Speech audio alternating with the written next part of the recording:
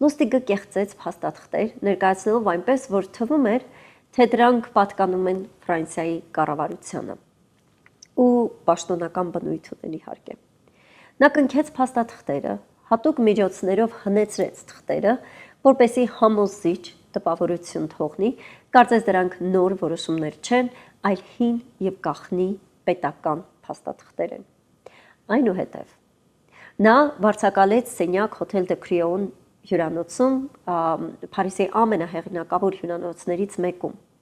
Այնտեղ նա հրավիրեց քաղաքի մետաղի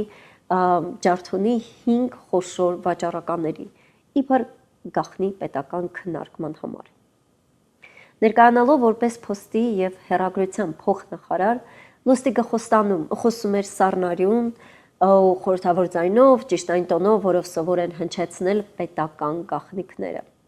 Ֆրանսիայի կառավարությունը որոշել է ապամոնտաժել Էյֆելյան աշտարակը, որպեսզի խնայի աշտարակի պահպանման ծախսերը եւ խուսափի ավելորդ հակասություններից, ասաց Լուստիգը ներկաներին։ Բայց համաձայն Լուստիգի հանրային վրդովմունքից խուսափելու համար վաճառքը պետք է մնար գաղտնի։ Լուստիգն ուշադիր հետևում էր վաճառականներին, նրանց հայացքներին, խոսակցության ողջ ընթացքում։